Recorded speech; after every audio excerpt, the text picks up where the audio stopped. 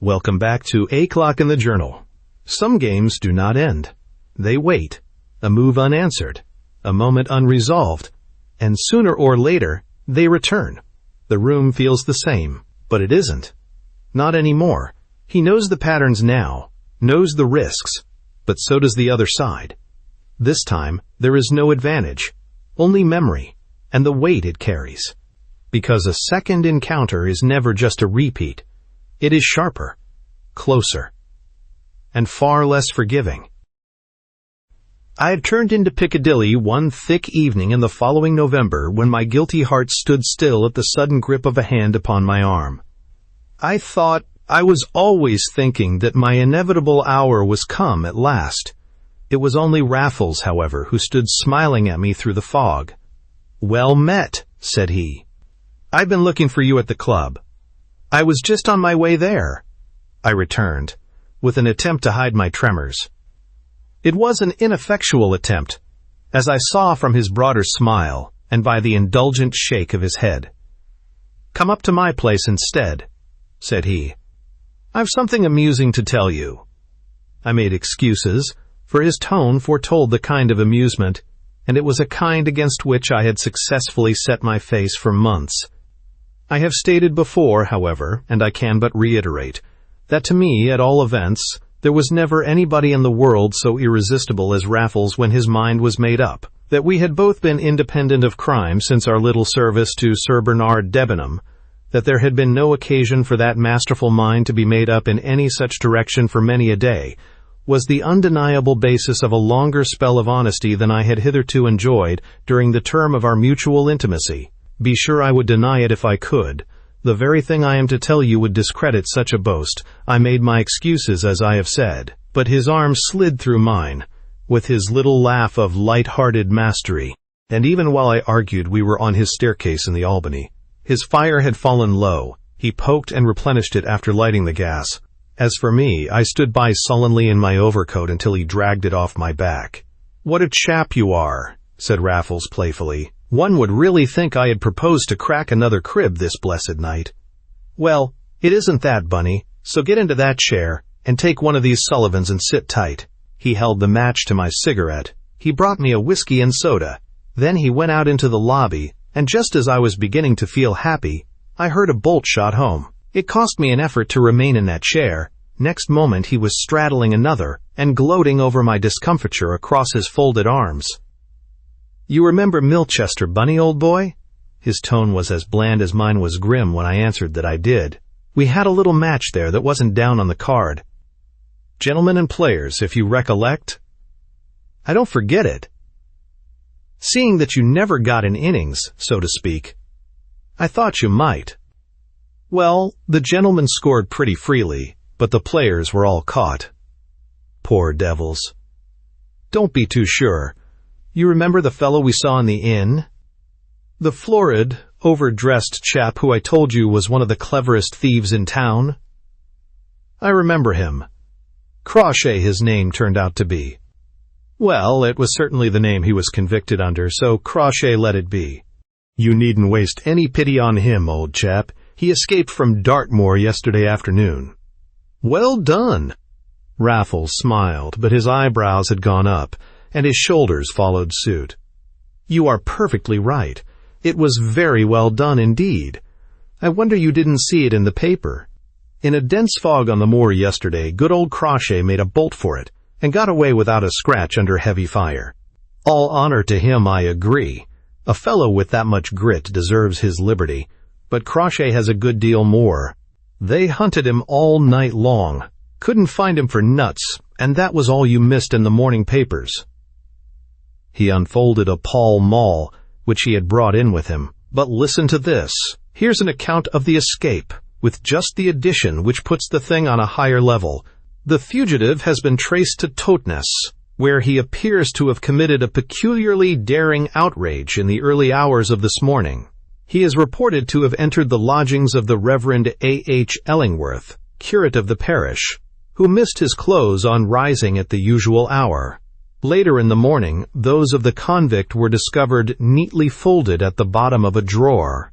Meanwhile, Crawshay had made good his second escape, though it is believed that so distinctive a guise will lead to his recapture during the day. What do you think of that, Bunny? He is certainly a sportsman, said I, reaching for the paper. He's more, said Raffles. He's an artist, and I envy him. The curate of all men. Beautiful, beautiful. But that's not all. I saw just now on the board at the club that there's been an outrage on the line near Dawlish. Parson found insensible in the 6-foot way. Our friend again. The telegram doesn't say so, but it's obvious. He simply knocked some other fellow out, changed clothes again, and come on gaily to town. Isn't it great? I do believe it's the best thing of the kind that's ever been done. But why should he come to town? In an instant, the enthusiasm faded from Raffles's face. Clearly, I had reminded him of some prime anxiety, forgotten in his impersonal joy over the exploit of a fellow criminal. He looked over his shoulder towards the lobby before replying. I believe, said he, that the beggar's on my tracks. And as he spoke, he was himself again. Quietly amused, cynically unperturbed, characteristically enjoying the situation and my surprise. But look here, what do you mean, said I. What does Crawshay know about you? Not much, but he suspects. Why should he? Because, in his way, he's very nearly as good a man as I am. Because, my dear Bunny, with eyes in his head and brains behind them, he couldn't help suspecting. He saw me once in town with old Baird. He must have seen me that day in the pub on the way to Milchester, as well as afterwards on the cricket field. As a matter of fact, I know he did, for he wrote and told me so before his trial. He wrote to you, and you never told me. The old shrug answered the old grievance. What was the good, my dear fellow? It would only have worried you. Well, what did he say? That he was sorry he had been run in before getting back to town, as he had proposed doing himself the honor of paying me a call. However, he trusted it was only a pleasure deferred, and he begged me not to go and get lagged myself before he came out. Of course he knew the Melrose necklace was gone, though he hadn't got it, and he said that the man who could take that and leave the rest was a man after his own heart. And so on, with certain little proposals for the far future, which I fear may be the very near future indeed. I'm only surprised he hasn't turned up yet. He looked again towards the lobby, which he had left in darkness, with the inner door shut as carefully as the outer one. I asked him what he meant to do. Let him knock, if he gets so far. The porter is to say I'm out of town. It will be true, too, in another hour or so. You're going off tonight? By the 7.15 from Liverpool Street. I don't say much about my people, Bunny, but I have the best of sisters married to a country parson in the eastern counties. They always make me welcome, and let me read the lessons for the sake of getting me to church. I'm sorry you won't be there to hear me on Sunday, Bunny. I've figured out some of my best schemes in that parish, and I know of no better port in a storm. But I must pack. I thought I'd just let you know where I was going, and why, in case you cared to follow my example. He flung the stump of his cigarette into the fire, stretched himself as he rose, and remained so long in the inelegant attitude that my eyes mounted from his body to his face. A second later they had followed his eyes across the room, and I also was on my legs.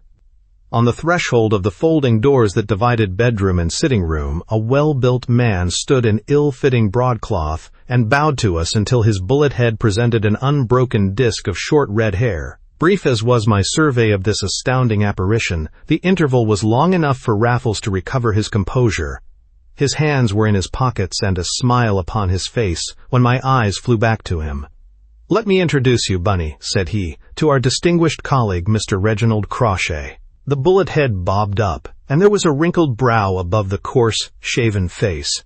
Crimson also, I remember, from the grip of a collar several sizes too small. But I noted nothing consciously at the time. I had jumped to my own conclusion, and I turned on Raffles with an oath. "It's a trick," I cried. "It's another of your cursed tricks. You got him here, and then you got me. You want me to join you, I suppose? I'll see you damned." So cold was the stare which met this outburst that I became ashamed of my words while they were yet upon my lips. "Really, Bunny," said Raffles, and turned his shoulder with a shrug. "Lord love yer," cried Crawshay. "'E knew nothin'. 'E didn't expect me. 'E's all right. "And you're the cool canary, you are," he went on to Raffles. "I knew you were, but do me proud. You're one after my own kidney." And he thrust out a shaggy hand. "After that," said Raffles, taking it, "what am I to say? But you must have heard my opinion of you. I am proud to make your acquaintance.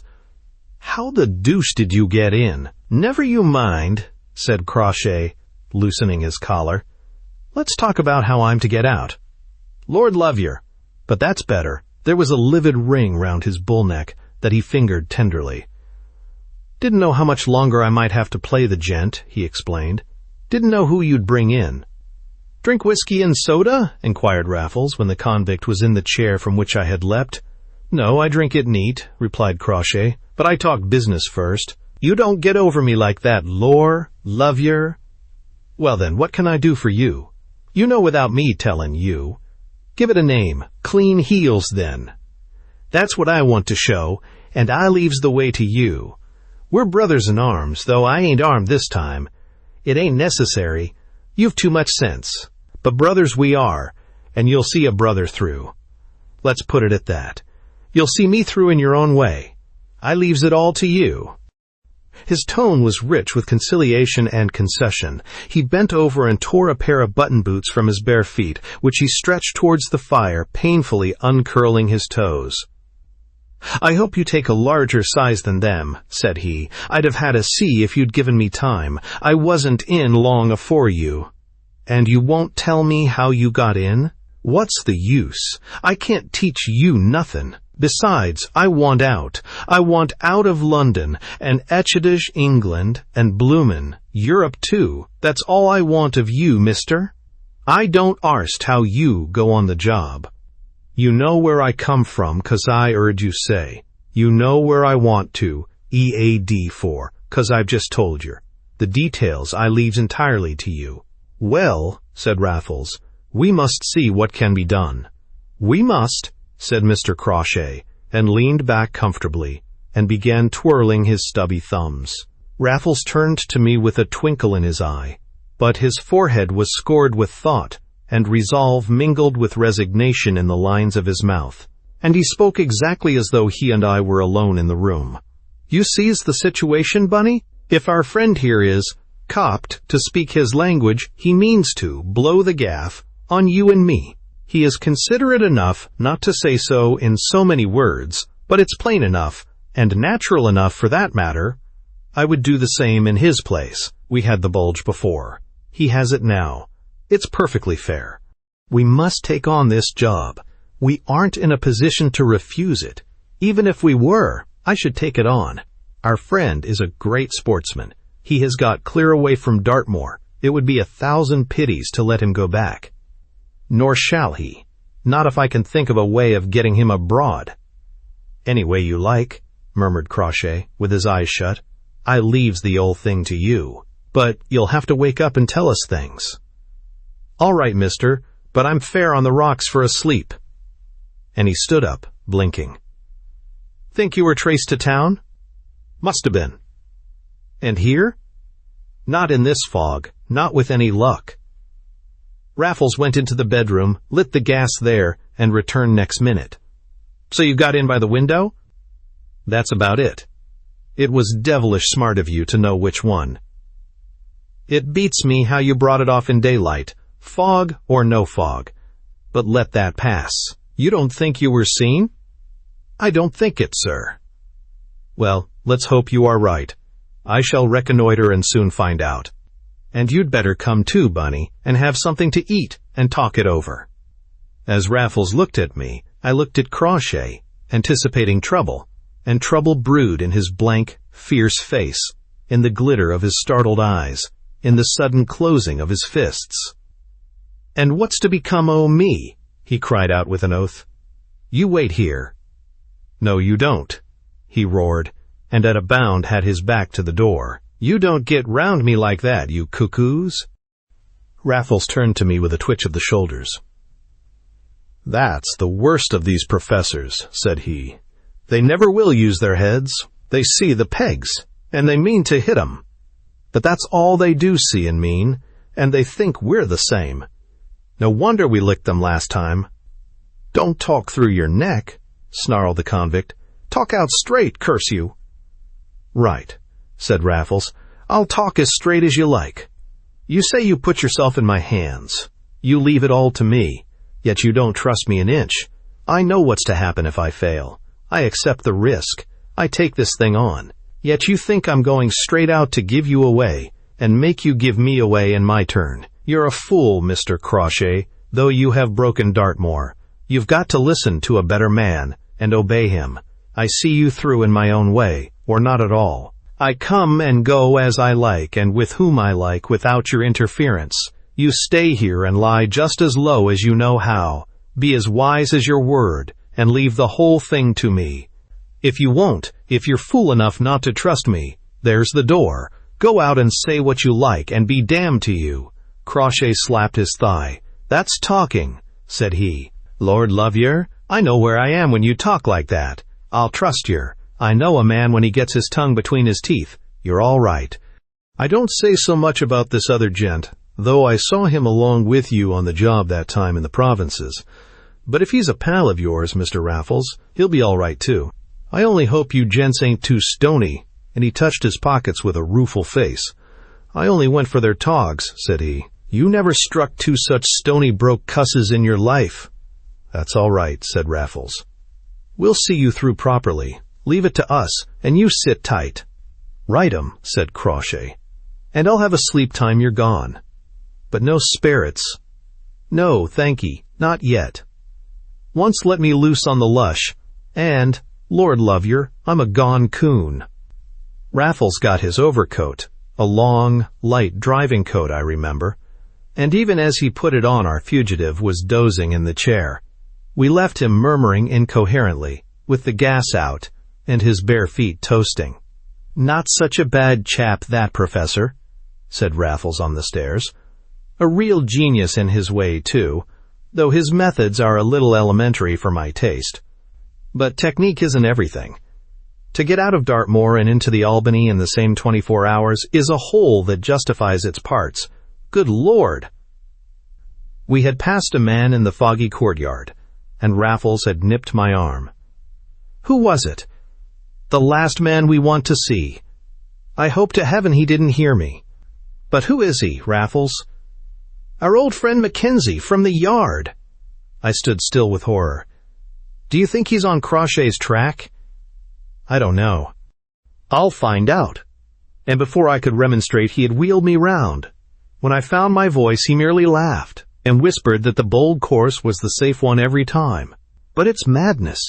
"Not it. Shut up. Is that you, Mr. Mackenzie?" The detective turned about and scrutinized us keenly, and through the gaslit mist, I noticed that his hair was grizzled at the temples, and his face still cadaverous from the wound that had nearly been his death. "Ye have the advantage o' me, sirs," said he. "I hope you're fit again," said my companion. "My name is Raffles, and we met at Milchester last year." "Is that a fact?" cried the Scotchman, with quite a start. "Yes, now I remember your face, and yours too, sir. Aye, yon was a bad business, but it ended vera well, and moys, that's the main thing." His native caution had returned to him. Raffles pinched my arm. "Yes, it ended splendidly, but for you," said he.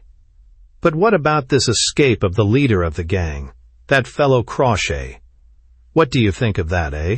"I haven't other particulars," replied the Scot. "Good," cried Raffles. "I was only afraid you might be on his tracks once more."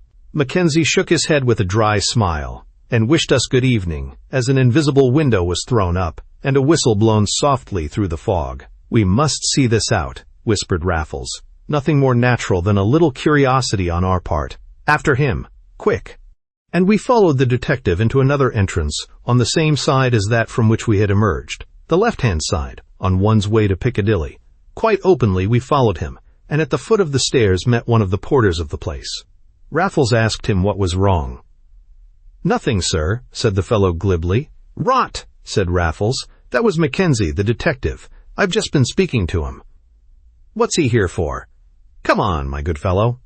We won't give you away, if you've instructions not to tell." The man looked quaintly wistful, the temptation of an audience hot upon him. A door shut upstairs, and he fell. "It's like this," he whispered. "This afternoon a gentleman comes after rooms, and I sent him to the orifice.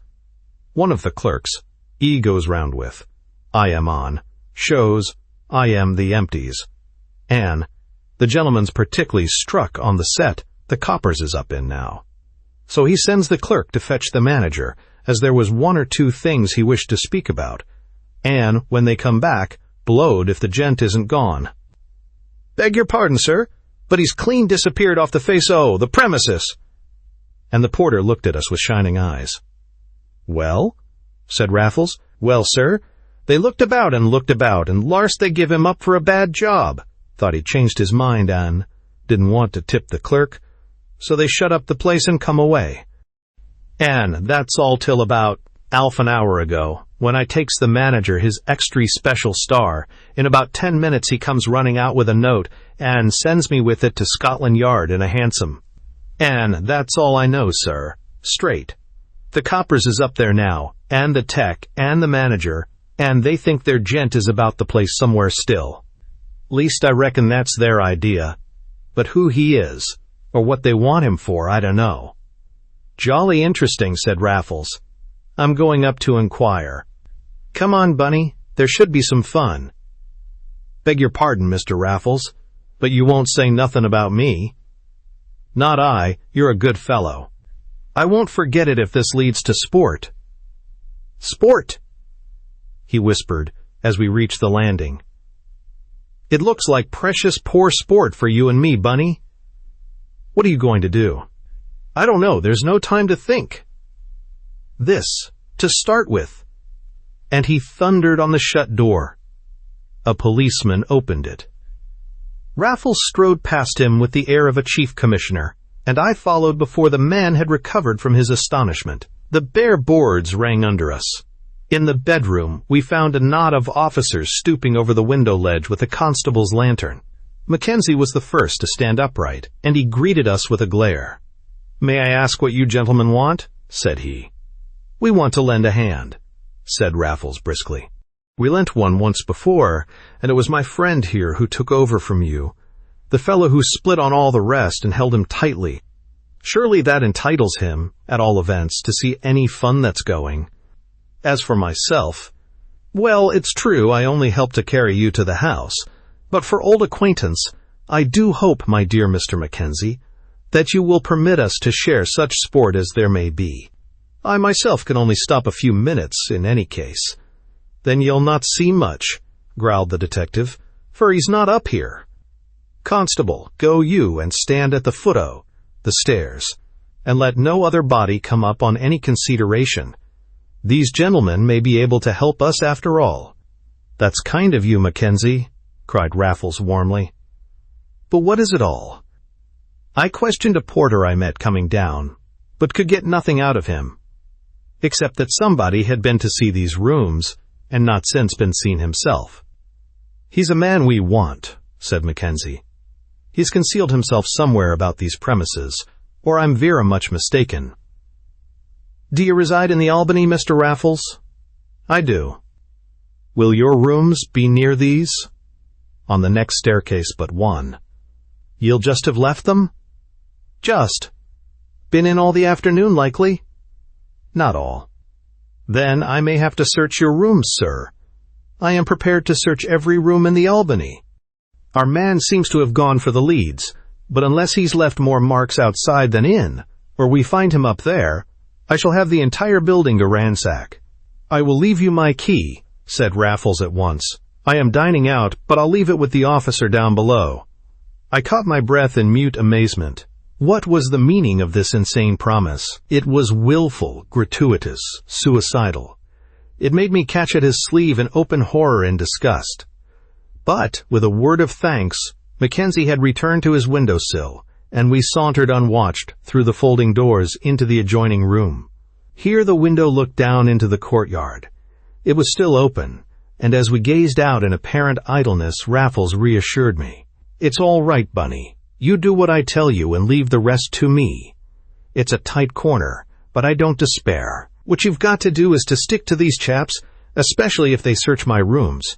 They mustn't poke about more than necessary, and they won't if you're there. But where will you be? You're never going to leave me to be landed alone.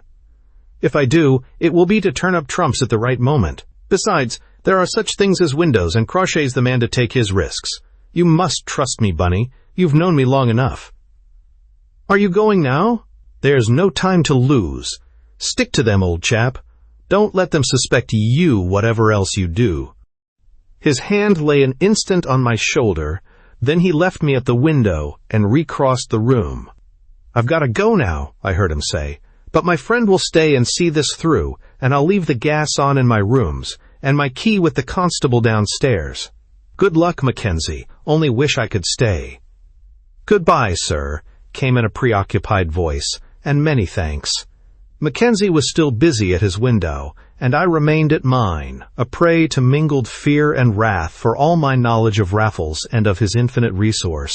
By this time I felt that I knew more or less what he would do in any given emergency.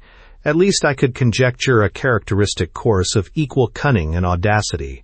He would return to his rooms, put Crawshay on his guard, and stow him away? No, there were such things as windows. Then why was Raffles going to desert us all? I thought of many things, lastly of a cab. These bedroom windows looked into a narrow side street. They were not very high. From them a man might drop onto the roof of a cab, even as it passed, and be driven away even under the noses of the police. I pictured Raffles driving that cab, unrecognizable in the foggy night. The vision came to me as he passed under the window, tucking up the collar of his great driving coat on the way to his rooms. It was still with me when he passed again on his way back, and stopped to hand the constable his key. "We're on his track," said a voice behind me. "He's got up on the leads, sure enough, though how he managed it from yon window is a mystery to me. We're going to lock up here and try what like it is from the attics. So you'd better come with us if you've a mind. The top floor at the Albany, as elsewhere, is devoted to the servants, a congeries of little kitchens and cubicles, used by many as lumber rooms, by Raffles among the many. The annex in this case was, of course, empty as the rooms below, and that was lucky, for we filled it, what with the manager, who now joined us, and another tenant whom he brought with him to Mackenzie's undisguised annoyance. "Better let in all Piccadilly at a crown a head," said he. "Here, my man, out you go on the roof to make one less, and have your truncheon handy." We crowded to the little window, which Mackenzie took care to fill, and a minute yielded no sound but the crunch and slither of constabulary boots upon sooty slates. Then came a shout. "What now?" cried Mackenzie. "A rope, we heard, hanging from the spout by a hook." "Sirs," purred Mackenzie, "yon's how he got up from below. He would do it with 1 they telescope sticks, and I never thought it." "How long a rope, my lad?" "Quite short. I've got it." "Did it hang over a window?" "Ask him that," cried the manager. "He can see by leaning over the parapet." The question was repeated by Mackenzie. A pause, then. "Yes, it did." "Ask him how many windows along," shouted the manager in high excitement. "6, he says," said Mackenzie next minute, and he drew in his head and shoulders. "I should just like to see those rooms, 6 windows along." "Mr. Raffles," announced the manager after a mental calculation. "Is that a fact?" cried Mackenzie. "Then we shall have no difficulty at all. He's left me his key down below." The words had a dry, speculative intonation, which even then I found time to dislike. It was as though the coincidence had already struck the Scotchman as something more. "Where is Mr. Raffles?" asked the manager as we all filed downstairs. "He's gone out to his dinner," said Mackenzie. "Are you sure?" "I saw him go," said I. My heart was beating horribly. I would not trust myself to speak again, but I wormed my way to a front place in the little procession, and was, in fact, the second man to cross the threshold that had been the Rubicon of my life. As I did so, I uttered a cry of pain, for Mackenzie had trod back heavily on my toes. In another second I saw the reason, and saw it with another and a louder cry. A man was lying at full length before the fire on his back, with a little wound in the white forehead, and the blood draining into his eyes. and the man was Raffles himself. "Suicide," said Mackenzie calmly. "No, here's the poker. Looks more like murder." He went on his knees and shook his head quite cheerfully. "Anne, it's not even murder," said he with a shade of disgust in his matter-of-fact voice. "Yon's no more than a flesh wound, and I have my doubts whether it felled him, but sirs, he just stinks o' chloroform." He got up and fixed his keen gray eyes upon me. My own were full of tears, but they faced him unashamed. "I understood ye to say ye saw him go out," said he sternly. "I saw that long driving coat. Of course, I thought he was inside it. And I could ha' sworn it was the same gent when he give me the key." It was the disconsolate voice of the constable in the background. On him turned Mackenzie, white to the lips. "You'd think anything, some of you damned policemen," said he. "What's your number, you rotter? P34? You'll be hearing more of this, Mr. P34.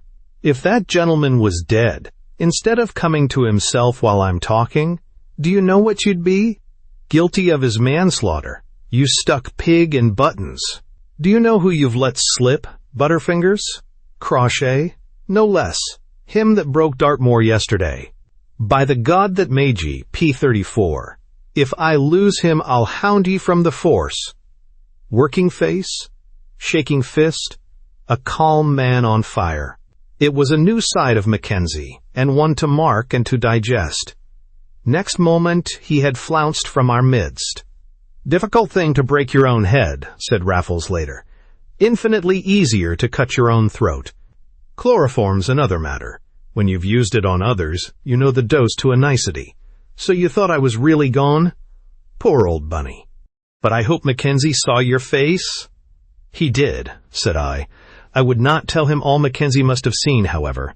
"That's all right. I wouldn't have had him miss it for worlds, and you mustn't think me a brute, old boy, for I fear that man, and no, we sink or swim together."